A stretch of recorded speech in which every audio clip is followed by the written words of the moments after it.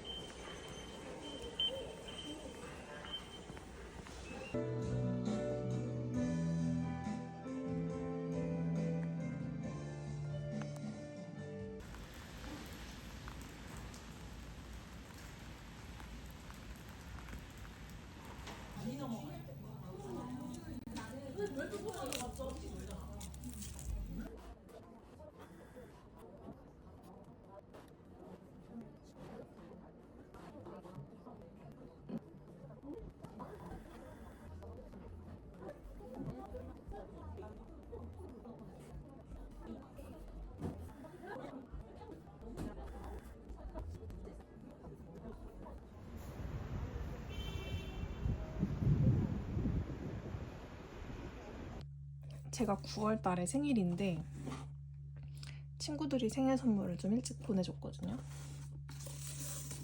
너무 귀여워요, 포장이. 제가 요거트를 만들어 먹는 걸 좋아해서 친구들이 요거트 보울을 보내줬어요. 큰데? 작을 줄 알았는데 꽤나 작을 줄 알았는데 꽤 큰데? 너무 귀여워. 요거트 말고 또 뭘 담아 먹을 수 있을까요? 아이스크림? 아이스크림도 담아 먹고 또 뭐 있을까? 새벽 예배 갔다가 말씀을 성경 큐티할 수 있는 책이 9월달 이렇게 올라와가지고 사가지고 왔습니다.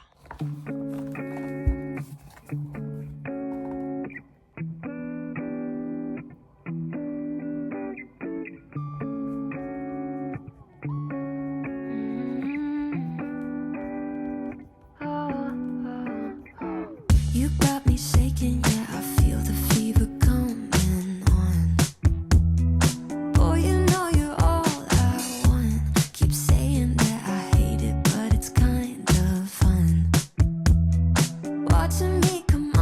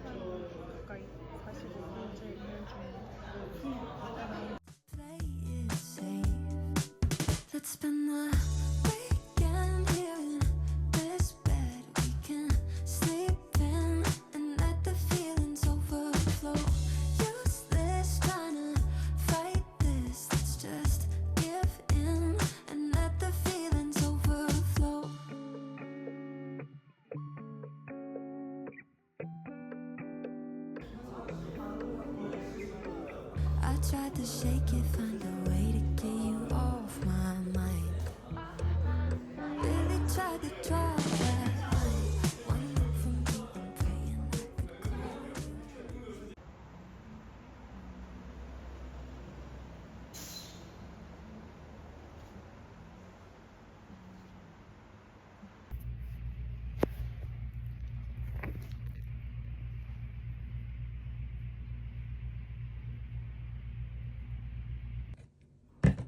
집에 도착을 했는데 오늘 그 베이글 반쪽 먹은 게 다여가지고 너무 배고파서 어제 친구들한테 선물 받은 이 요거트 컵에다가 요거트 담아왔어요.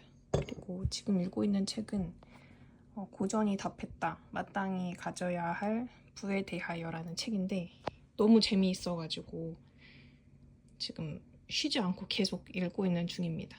한번 후기를 남겨보도록 할게요. 아무튼 요거트가 너무 귀여워요.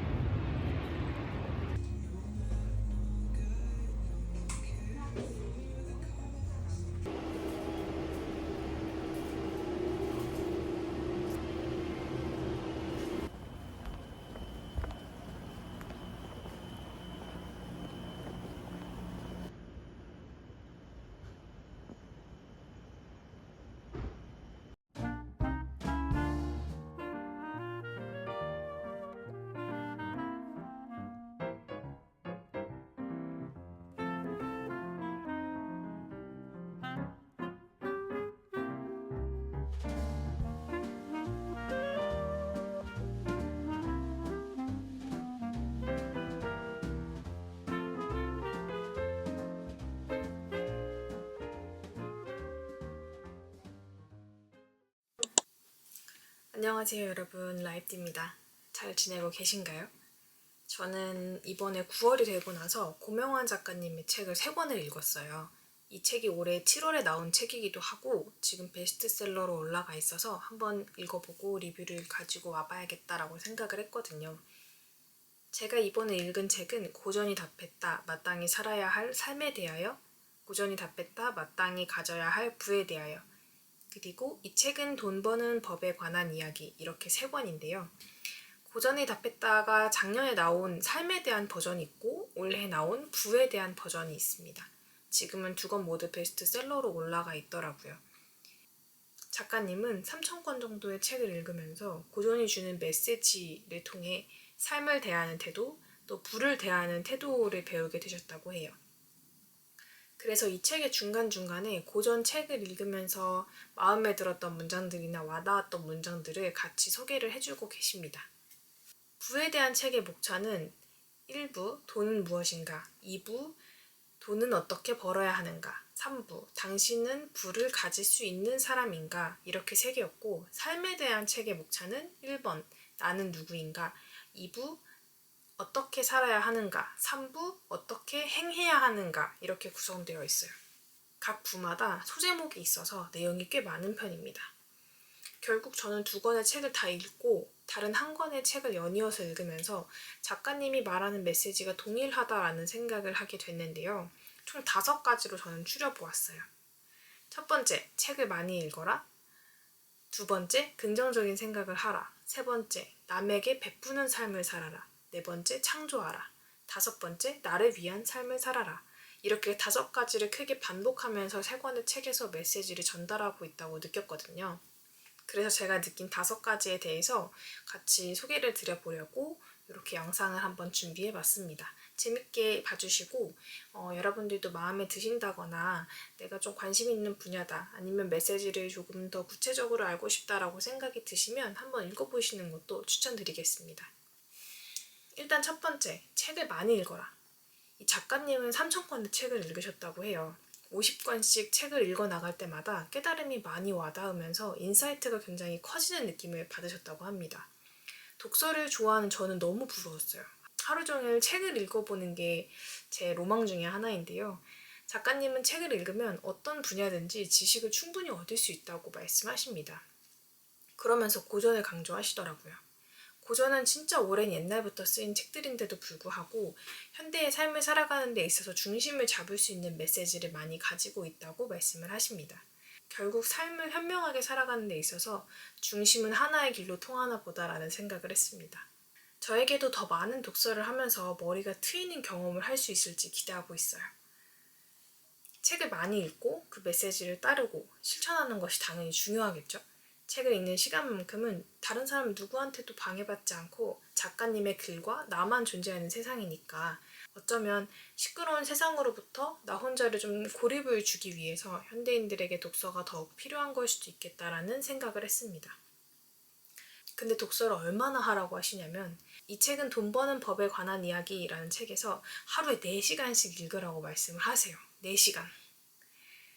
저는 이제서야 하루 독서 시간을 40분을 새벽에 고정을 해놓고 읽으면서도 나는 그래도 직장인들 치고는 많이 읽는 편이겠지?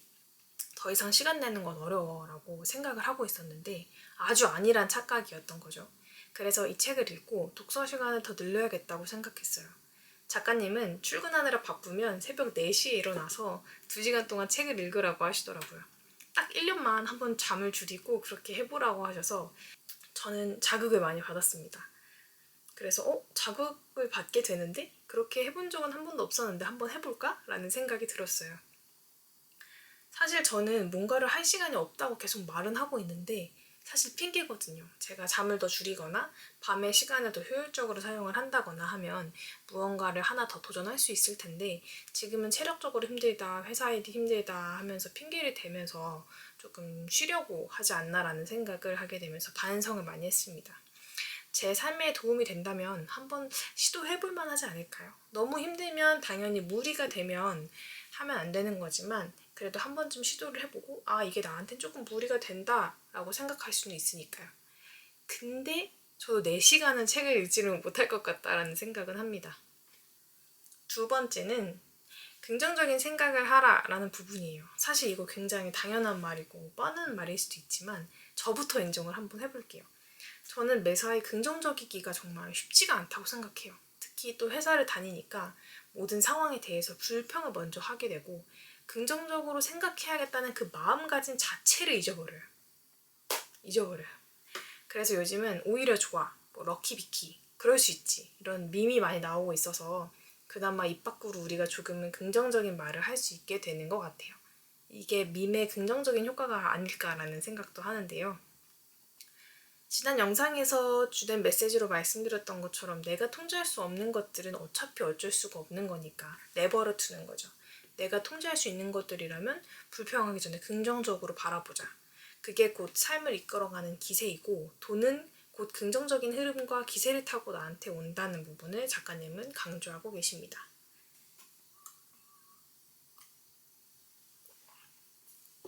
그런 의미에서 이어지는 건데 돈의 흐름을 생각하다 보면 작가님은 돈을 남을 위해서 베푸는 데 쓰라고 하세요. 남을 위해? 지구를 위해? 표면적으로 말하는 기부의 의미뿐만 아니라 내가 다른 사람에게 베푸는 자세를 가지고 살아가면 돈이 흘러서 나에게 더 크게 다가온다고 하시더라고요. 어딘가 추상적이라고 또 명확하지 않다고 생각이 드시는 분들이 있을 수도 있는데 저는 먼저 그 생각을 했어요. 최근에 내가 누군가에게 베풀기 위해 돈을 쓴 게 언제였더라 하는 생각을 하게 되더라고요. 좋은 일이 있어서 친구들한테 한턱 쏘겠다 뭐 이런 거 말고는 사실 내가 누군가에게 베푼 적은 없었던 것 같아요. 저는 책을 읽을 때 작가님들을 좀 맹신하고 읽는 편이에요. 그래서 작가님의 메시지를 그냥 믿고 쭉 읽는 편이거든요. 그래서 제가 일상 속에서 남을 위해 베풀 수 있는 부분이 뭐가 있을까라는 부분을 생각을 해보게 됐습니다. 또 회사에서 제가 자주 생산적인 대화를 많이 나누고 있는 선배님이 계신데 어쩌다가 우연히 티타임을 하다가 이 부분에 대해서 얘기를 나누게 됐어요. 선배님도 최근에 이런 부분을 많이 느꼈다고 하더라고요. 돈이라는 게 고이면 안 된다. 내가 쥐려고만 하면 안 된다. 흘려보내고 흘러 들어오게 해야 한다고 하시는데 저는 사실 아직 돈에 대한 경험이나 가치관이 부족하기 때문에 돈에 대해서 조금 더 이해하고 공부를 해야겠다라는 생각을 하고 있습니다. 사실 저는 돈을 좀 쥐려고만 하고 있거든요. 아무래도 사회 초년생이니까 아니면 제가 대학생활을 하면서 아르바이트를 하거나 하니까 돈을 계속 모아놔야겠다. 그래야 안정감이 든다라는 생각을 했었는데 최근에 읽는 책에서는 돈을 너무 쥐려고만 하지 말고 너무 갖고 있으려고만 하지 말고 많이 흘려보내고 베풀어라 라는 말씀들이 많아서 한번 제 가치관에 대해서 생각을 해봐야겠다라는 마음을 가졌습니다. 그래서 이 선배님과 대화를 하는데 선배님이 돈을 현명하게 쓰는 건 써야 할 때는 아낌없이 써야 하고 쓸데없는 데는 쓰지 않는 게 현명하게 쓰는 법이다 라고 하셔서 제가 대화를 하다가 잠깐만요 저 메모 좀 할게요 하고 핸드폰 켜서 메모를 해놓았었는데요. 정말 세상에는 현명하고 지혜로운 분들도 많고 돈에 대한 가치관도 내가 다른 지식을 공부하는 것처럼 하나하나 배워가야겠다라는 생각을 했습니다. 그 다음 4번 창조하라입니다. 여기서 작가님은 글쓰기나 내 생각을 표현해낼 수 있는 많은 것들을 다 창조해내라고 하세요. 1번에서 말씀하셨던 독서라는 부분과 사색이라는 부분을 묶어서 강조를 하신 건데요. 사색이 그냥 머리로만 남길 게 아니라 우리가 끄적거리고 글을 써내려가고 글 쓰는 게 어렵다면 그냥 다이어리를 편 다음에 할 말이 없네? 나는 왜 글을 10분도 못 쓸까? 라는 부분부터 그냥 써내려가라고 하시는데 저도 조금 공감이 됐던 건 포모도로를 켜놓고 글쓰기를 시작하면 막막하다가도 시간이 째깍째깍 흘러감에 따라서 글이 써지더라고요. 우리가 쓴 글이 꼭 누군가에게 드러나지 않아도 되는 거잖아요. 용기를 갖고 영상이든 사진이든 글이든 뭐든지 창조를 해내는 게 중요하다고 생각해요. 오로지 내가 만들 수 있는 나만의 것이요. 그런 의미에서 저는 블로그도 브런치도 유튜브도 제가 무언가를 남길 수 있는 기록이 되었다고 생각해요. 처음부터 그런 의도를 가지고 있었던 건 아닌데 시간이 흐르면서 저의 기록이 쌓여가고 있더라고요. 또 어떤 걸 창조해내야 될까라는 추가적인 고민이 들기도 하고요. 그 과정들이 너무너무 재밌어서 요즘은 유튜브도 좀 열심히 올리려고 하고 글도 많이 써내려가려고 합니다. 그래서 제가 기록과 시작에 대한 글을 가지고 와봤어요. 일단 첫 번째는 에디토리얼 싱킹에서 본 구절인데, 대단하고 논리적이고 매끈한 정의를 찾기 위해서가 아니다. 사소하고 울퉁불퉁하고 구멍이 숭숭 났다 해도 상관없다.